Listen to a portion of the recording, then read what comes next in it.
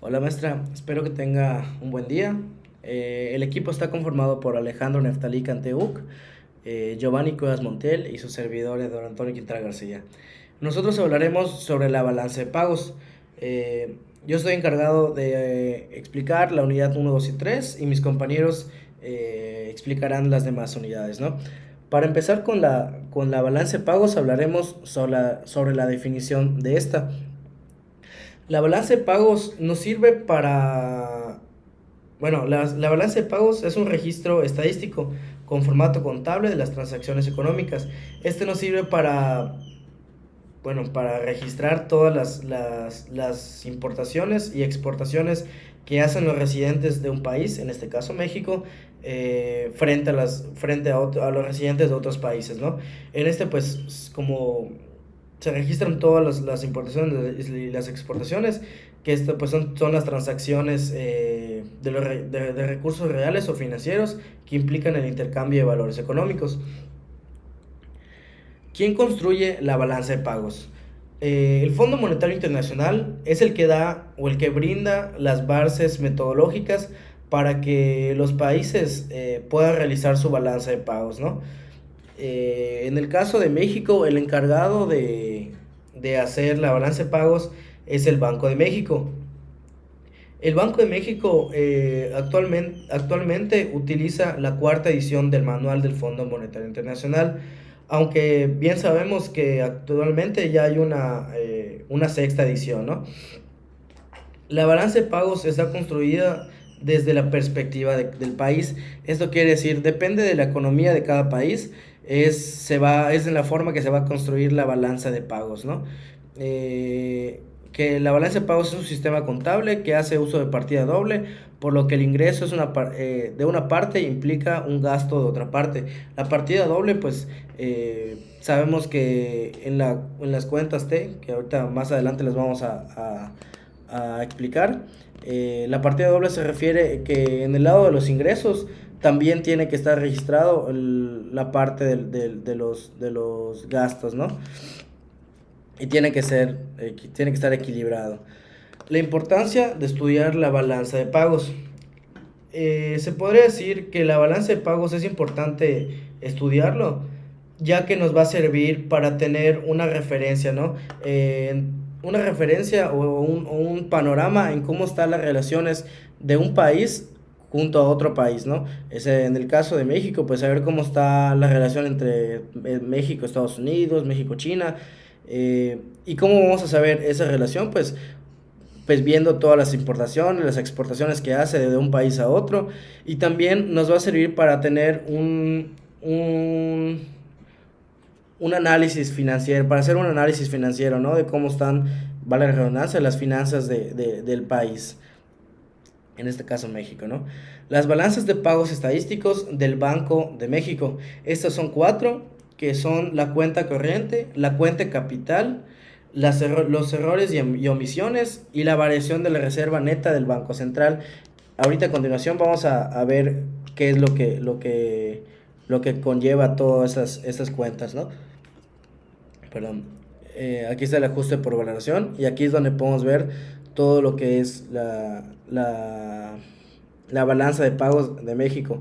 Aquí podemos ver la cuenta corriente donde vemos todos los ingresos, los servicios no factoriales, los servicios factoriales, los egresos y los servicios, los servicios factoriales, así como las transferencias. En la cuenta capital podemos ver todos los pasivos, toda la inversión extranjera, todos los activos. Por último, podemos ver los errores y omisiones y la variación de la reserva. Las balanzas parciales de categorías homogéneas. Las balanzas de pago total siempre que tienen que estar equilibradas, dada su naturaleza de registro contable por partida doble, que era lo que ya había explicado anteriormente. Lo de la partida doble, pues es de que tiene que estar los ingresos y los gastos, ¿no? O los ingresos o los egresos. Eso es lo de la partida doble, ¿no? Las balanzas global y las balanzas parciales que pueden mostrar diversos déficit o superávit. De estas las hay de dos tipos generales. La primera es en la que podemos llamar balanzas parciales de categorías homogéneas de cuenta y la segunda es en la que podemos llamar balanzas parciales de carácter analítico. La balanza comercial es en la que se registra todas las exportaciones, las importaciones y las exportaciones de todos los que son productos, y estos pasan por la aduana, ¿no? Pues son todos los productos. Aquí tenemos el ejemplo pues del jitomate, camarón, automóviles, todos los productos que nos podemos imaginar. Estos se encuentran en la balanza comercial.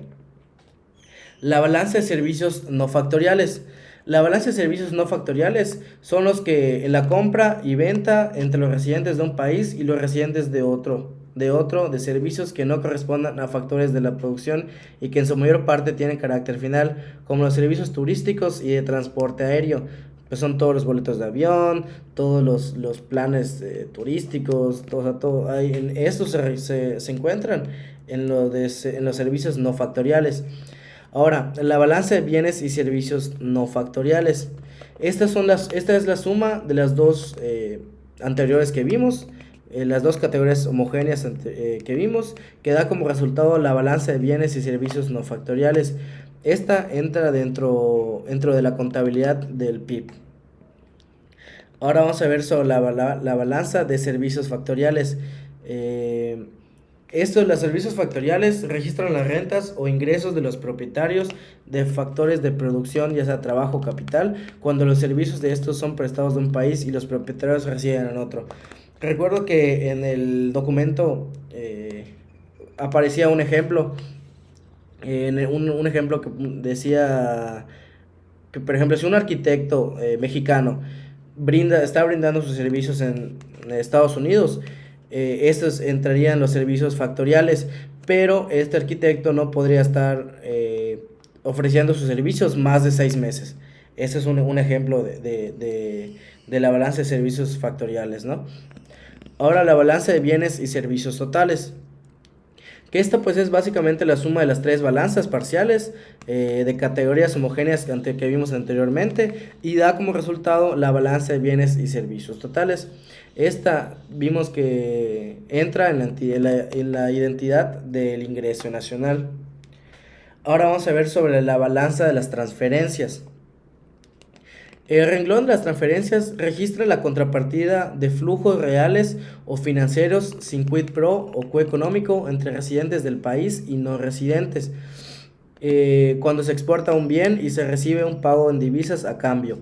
El flujo real de mercancías tiene como contrapartida un flujo monetario financiero.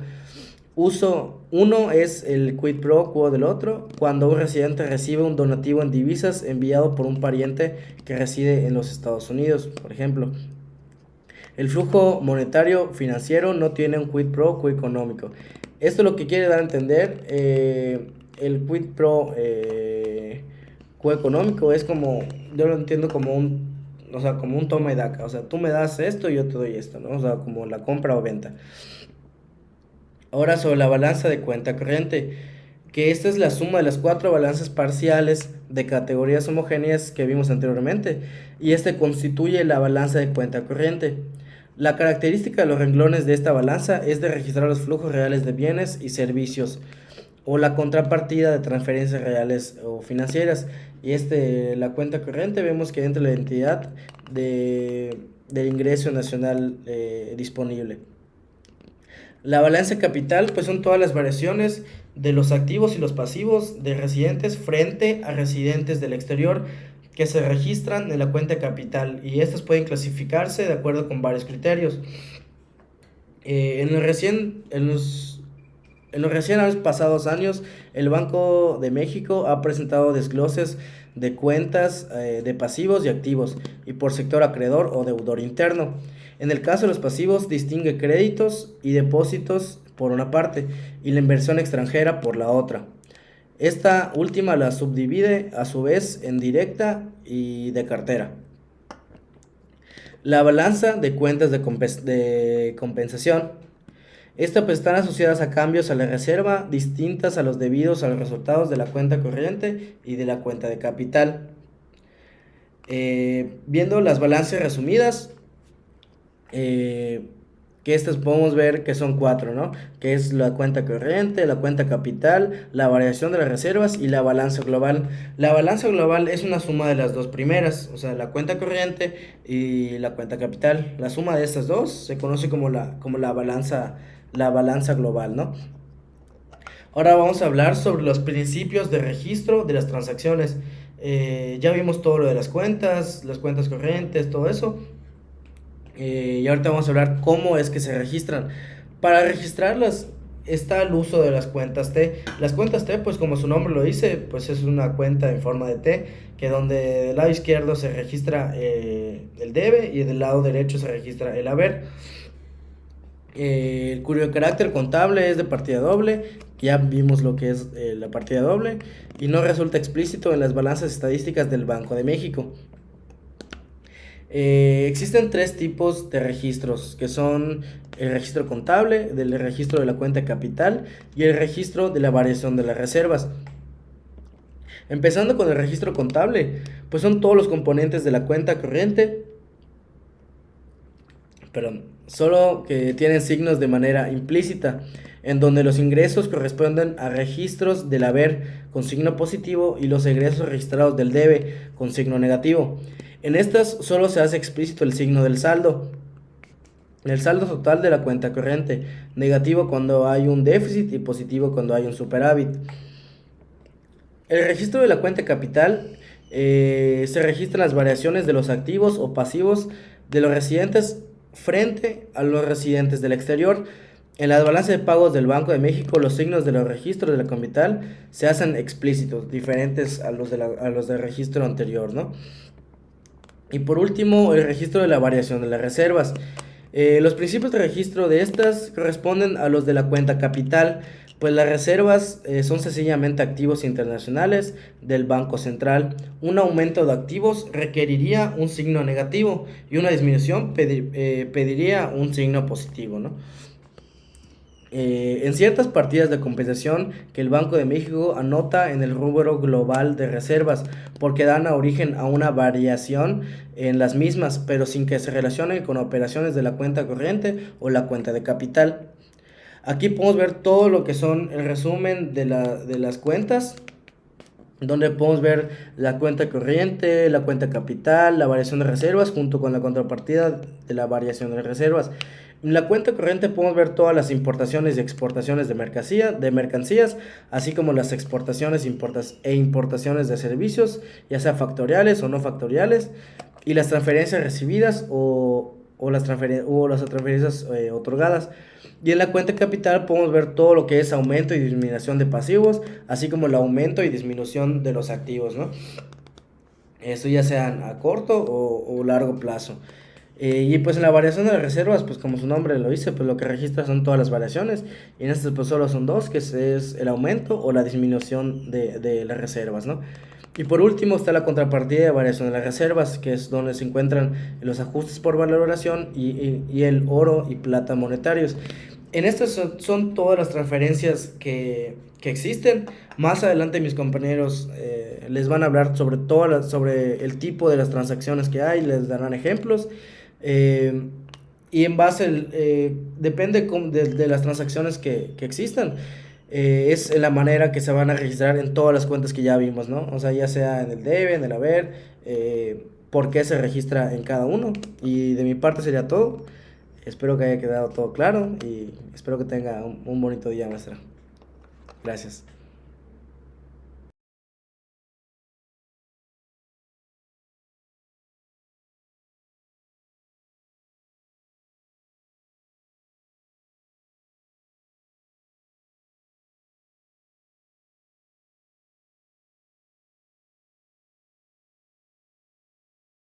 Saludos.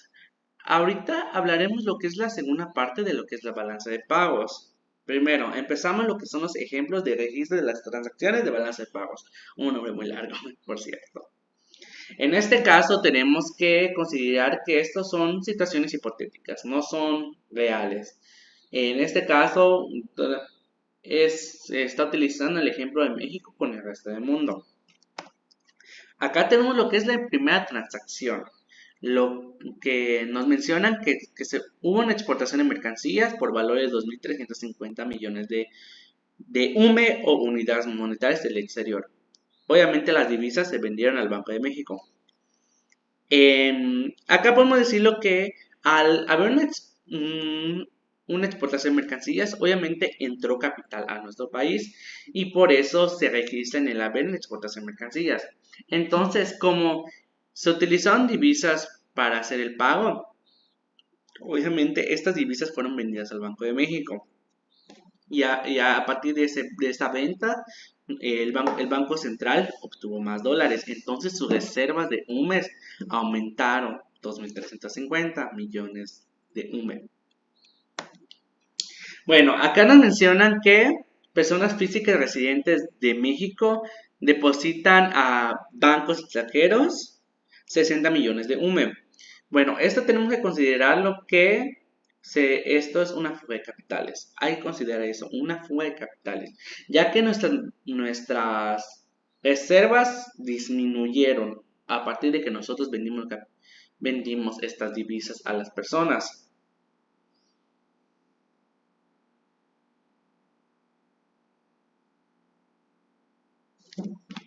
Transacción 3. Nos mencionan que una empresa mexicana coloca bonos de deuda a 5 años plazo en un mercado internacional de capitales. Estas tienen un valor de 2.000 millones de UME.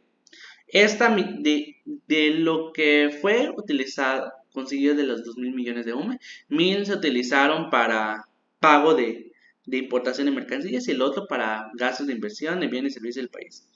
Y obviamente las divisas se, ¿cómo se llama? Se venden a Banco Central. Tenemos que considerar de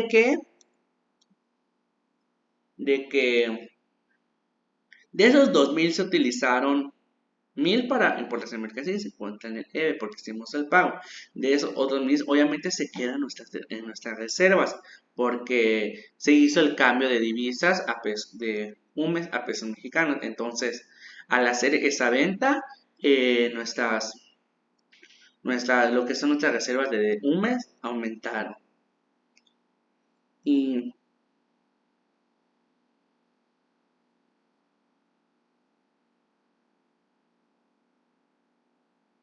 obviamente tenemos que considerar que a partir de eso hay una adquisición de pasivos por el parte del residente a residente superior, porque al final la empresa, al colocar los bonos de deuda, está generando pasivos. Entonces, obviamente, como es a 5 años de plazo, se vuelve un pasivo a largo plazo, porque no tiene ese plazo para pagar lo que consiguió al colocar bonos de deuda.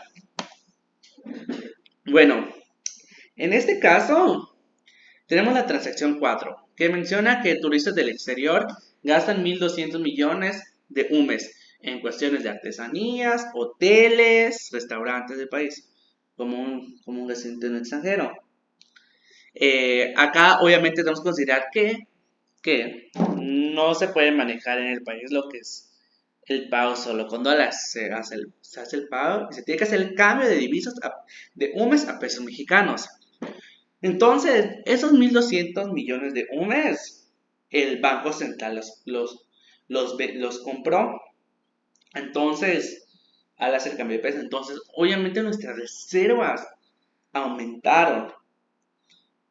Y en este caso, también los mismos 1.200 millones de UMA se le considera un ingreso porque bueno, en este caso no factoriales, porque al final personas que no son del país vinieron a consumir a México y se gastaron los 1.200 millones de UMA. Entonces ya este es un ingreso del país, o sea, de que solo podemos decir en pocas palabras que solo se hizo el cambio de visas, pero los 1.200 nosotros nos los quedamos.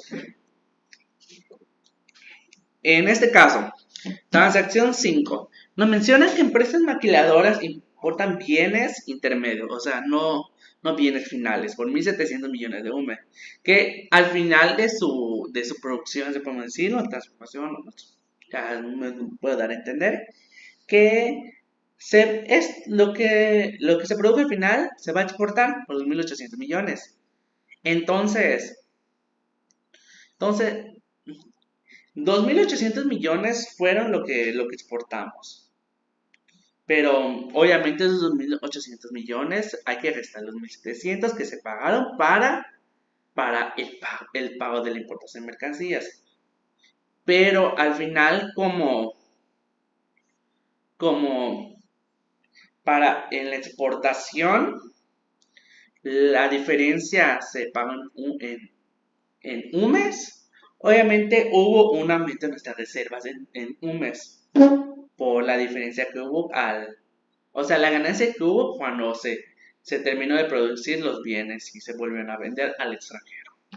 Y hay que considerar que igual la diferencia de los 1.100 igual entra a lo que es la balanza de pagos, ya que, ya que estos se consideran servicios de transformación porque pasaron de los bienes intermedios a bienes finales y esto obviamente se puede considerar como una entrada al hacer el pago.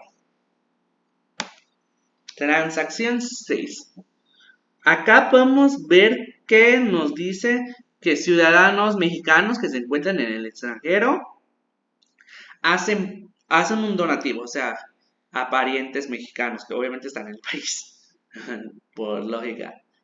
Entonces, de esos donativos, 130 millones fueron en bienes físicos y lo otro fue en saldo líquido, o sea, en dinero. A pesar de que son diferentes formas de ingreso, se les considera como transferencias, porque en este caso no se está recibiendo nada a cambio a partir del dinero, a partir ¿cómo se dice? A cambio del dinero. Obviamente, como es bienes que están entrando al país de un lado extranjero, esos se les considera como importaciones de mercancía, porque al final traen, ¿cómo se llama? Traen esos materiales al país, a pesar de que no se está recibiendo a cambio. Por eso, como comenté antes, se considera generar a ambos por transferencias. Y obviamente el Banco Central aumenta sus reservas porque al hacer el cambio de UMES a la moneda nacional, obviamente nuestras reservas de UMES aumentaron. Porque al final las personas del país que recibieron estos UMES van a hacer el cambio de divisa. Bueno, transacción 7. Nos menciona que el gobierno de México paga intereses al exterior de la deuda pública externa por 1.700 millones de UME. Obviamente que estos son importaciones factoriales porque son intereses que nosotros estamos pagando. Esto sería un cargo que nosotros estamos recibiendo por la deuda adquirida. Y obviamente como ese pago tiene que hacerse en las divisas, en este caso UME, obviamente nuestras reservas disminuyeron, 1.700 UME disminuyeron porque tenemos que hacer ese pago de la deuda. Transacción 8, disculpa.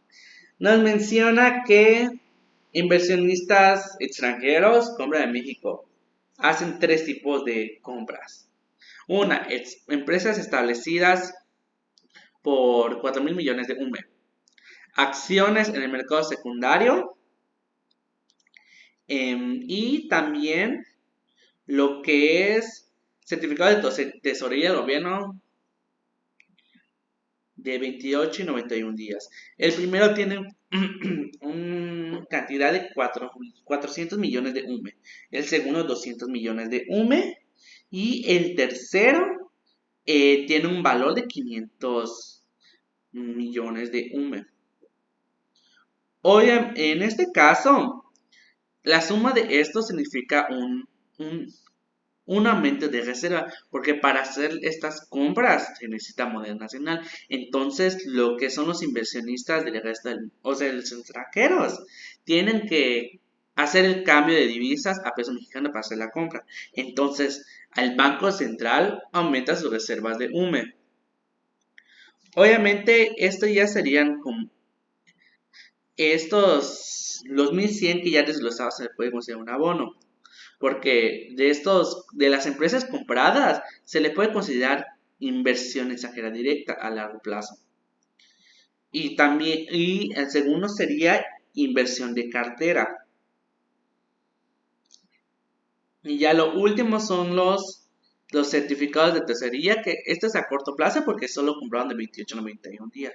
A pesar, se pueden considerar con abonos que entran al país. Es capital al final que entra al país. En este caso, nos menciona transacción 9 que, que el Banco Central compra ahora mineros de su país por valor de 150 millones de UME. En este caso es una transacción interna, podemos decirlo. ¿Por qué? Porque, ¿cómo se llama? ¿Cómo se llama?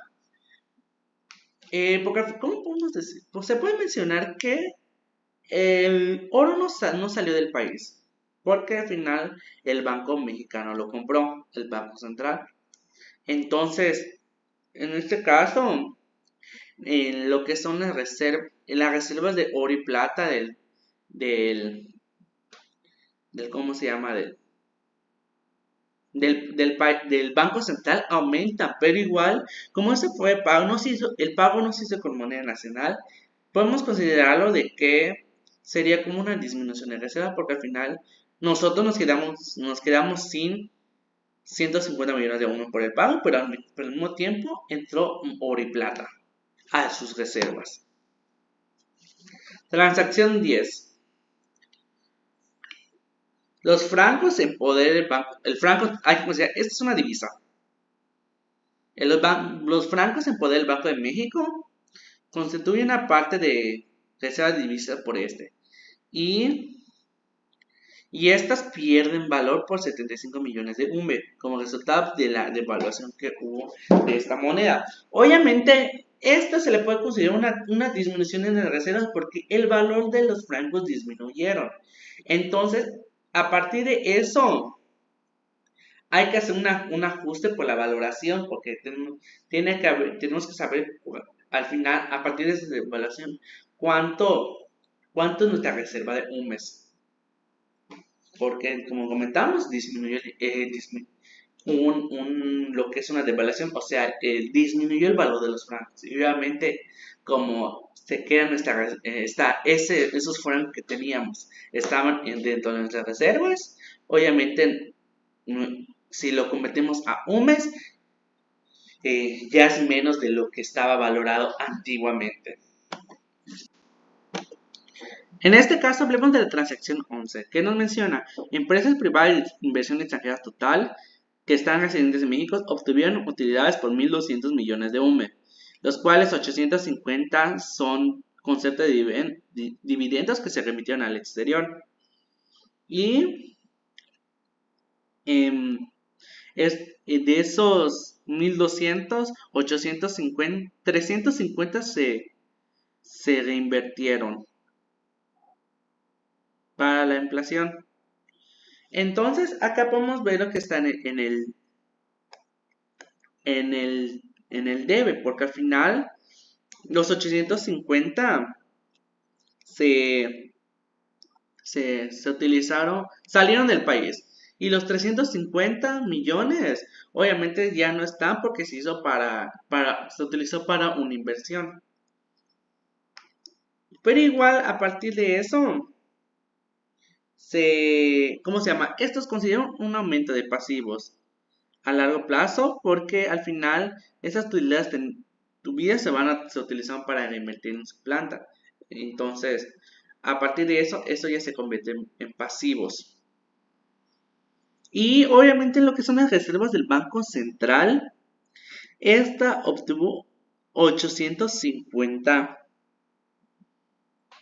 en cuestión de disminución. Porque al final las utilidades que hubieron, como no se queda en el país, eso hace que haya una disminución de nuestras reservas, porque al final se está yendo a un país, a otro país, al extranjero. Y mientras los 350, a pesar de que son pasivos, estos se quedaron dentro del país. Bueno, por último, esta es la transacción 12, que nos menciona que personas mexicanas residentes compran divisas por valor de 15 millones de UMS, las que se detienen en su posesión directa. Ya que esto obviamente se considera una disminución de nuestra reserva, porque al final, al hacer el cambio de divisas, nosotros nos quedamos sin 15 millones de UMS, porque las personas físicas tienen.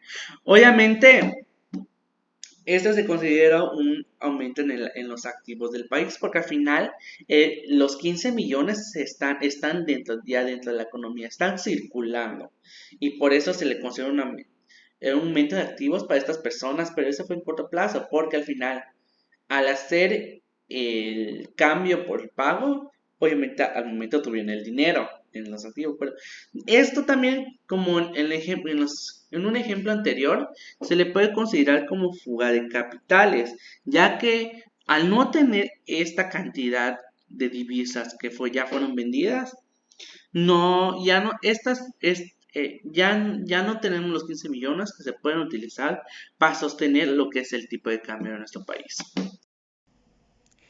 Bueno, ahora nos tocaría hablar sobre las balanzas parciales de carácter analítico. Bueno, como sabemos, las balanzas de pago total siempre están equilibradas en asientos divididos en el debe y en el haber. En el debe siempre con el signo negativo y en el haber con el signo positivo. Esto quiere decir que cuando pues se equilibra, o sea, se igualan, estas dos tienden a dar a cero, dan cero. Por eso se dice que están equilibradas. Ahora, las cuentas de parciales de carácter analítico que se mencionarán se hacen por tres motivos. Primero, por su vinculación con la cuenta de nacionales de producción e ingreso, por la vinculación en el sector monetario y financiero, y por último, por el estado global de las transacciones y los pagos en el exterior. Primero, las que están ligadas a las cuentas nacionales de producción e ingreso. Okay, la primera es la balanza de bienes y servicios no factoriales. Esta pues, nos ayuda a calcular más que nada el PIB, el Producto Interno Bruto. Esto se logra gracias a calculando el gasto interno bruto más la balanza de bienes y servicios no factoriales, que se obtiene a través de las exportaciones e importaciones de los bienes no factoriales. Segundo, son las balanzas de bienes y servicios totales. Como su nombre lo dice, esta diferencia del anterior va a calcular los bienes y servicios de totales, no va a hacer exclusión de los servicios factoriales. Esto lo obtenemos gracias al consumo más el factor, las exportaciones y las importaciones y la formación bruta de capital. Como bien se dice, esto nos ayuda a obtener la balanza de bienes y servicios y el gasto interno bruto. La que sigue es la balanza de cuenta corriente. Esta nos ayuda a calcular el ingreso nacional disponible neto. La diferencia de esta a las anteriores es que aquí le vamos a sumar las transferencias internacionales. Esto pues nos ayudaría a tener gasto interno neto y las exportaciones, bueno, las importaciones, que sería más el TRI, que son las transferencias internacionales, que nos darían las balanzas de cuenta corriente. Las siguientes serán las balanzas parciales que están vinculadas al sector monetario y financiero. Estas son importantes porque nos ayudarán a saber la aportación del ahorro externo. Eso será pues desenvolviendo en estas balanzas. Por ejemplo, para esto necesitamos calcular pues el lado del origen y el lado de asignación para después igualarlo. Por el lado del origen tenemos la formación bruta de capital más el consumo más las balanzas de cuenta corriente, y por el lado de la asignación el consumo, el ahorro interno total neto y la depreciación. Cuando estas dos se igualan, pues obtenemos lo que viene siendo la formación bruta de capital. Esto la obtenemos gracias al ahorro interno más la depreciación menos la balanza de cuenta corriente. Aquí podemos establecer una relación con la inversión que tiene el país. Por ejemplo, si la balanza de cuenta corriente es negativa, o sea, menor a cero, se afirma que hay una inversión externa en el país. Hay una inversión externa en nuestro país. Por lo tanto, si la balanza de cuentas corrientes es positiva, mayor a cero, significa que el país está haciendo una inversión en el país exterior, una inversión en el extranjero. Entonces, si no hay un déficit en el balance de cuenta corriente, hay una aportación positiva de ahorro externo al financiamiento de la inversión interna. La que sigue es el efecto monetario que se obtiene de esto. Bueno, aquí pues se puede ver una balanza de pago resumida en años seleccionados. Supongamos que hay un saldo positivo en la balanza global y que el BR es negativo.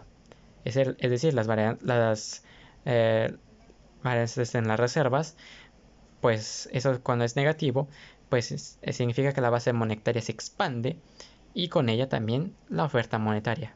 También en viceversa, cuando es positivo la variación de reserva, pues la base monetaria se retrae y con ello también su oferta monetaria total. ¿Ok?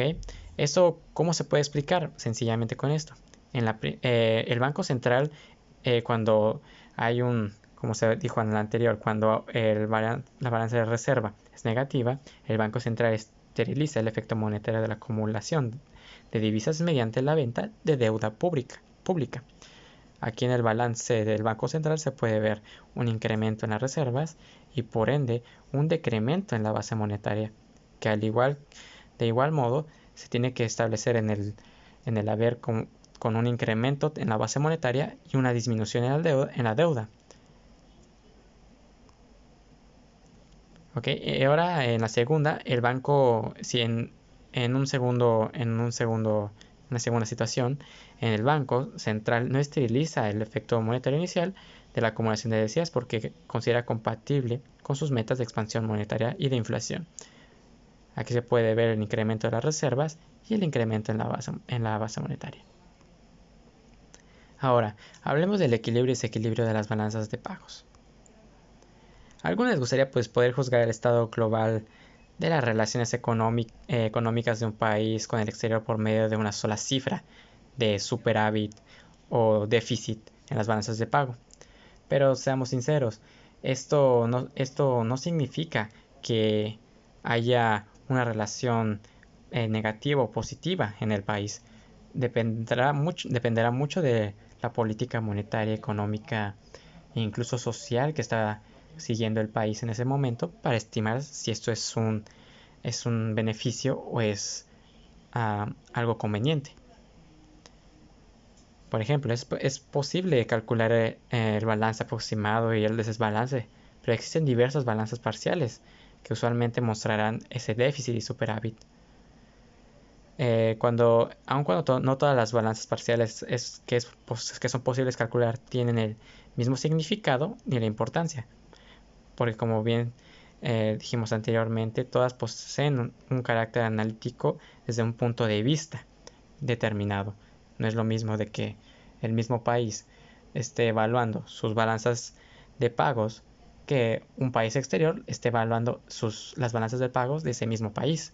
Tendrán distintos puntos de vista porque tienen diferentes significados analíticos para ellos. Ahora, lo que con frecuencia pretende juzgarse mediante el resultado único de las balanzas de pagos solo son dos asuntos distintos que se relacionan con convergencia y sostenibilidad. El déficit o superávit acentuado en algunas balanzas parciales pueden contribuir y a veces es inevitable la modificación del tipo de cambio. Igual, las balanzas parciales más importantes para un país que no son centro financiero son las de cuenta corriente y las balanzas globales. Para determinar si existe o no un equilibrio externo, así como el signo y la importancia del mismo, suele resultar insuficiente acudir a la cifra de una sola balanza parcial e incluso a las cifras de las dos balanzas parciales señaladas. El déficit y el superávit de las balanzas corrientes puede resultar conveniente para un país si se quiere generar demanda agregada en la producción interna de un país. O por el contrario, un déficit igual puede llegar a ser conveniente si se está compensado con un saldo positivo en la cuenta capital y permite aportación del ahorro externo para la financiación de la inversión y el crecimiento económico. Como se puede ver, no tiene nada que ver si una balanza de cuenta corriente de un país es saludable o no. Simplemente si hay un déficit y un superávit, tendrá que ser analizado de manera en que el país le convenga o no, dependiendo de su política monetaria o política económica. También puede resultar útil saber la situación en particular de un país. Cuando un país no tiene acceso al capital externo vía endeudamiento, el resultado de la cuenta corriente es importante para la sostenibilidad del tipo de cambio a corto plazo. Un déficit de la cuenta corriente en tales condiciones puede llegar a ser un acervo de reservas del Banco Central que se reducirá, lo que significará una depreciación monetaria y obviamente conlleva una modificación de las balanzas de pagos.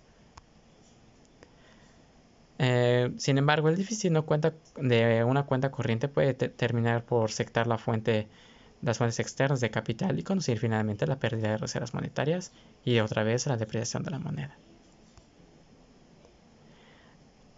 Ahora, el asunto de la sostenibilidad del tipo de cambio en presencia del déficit de la balanza de cuenta corriente, vía inversión extranjera o vía inversión de cartera, resulta en bajos niveles de endeudamiento previos y bajos ritmos de endeudamiento adicional.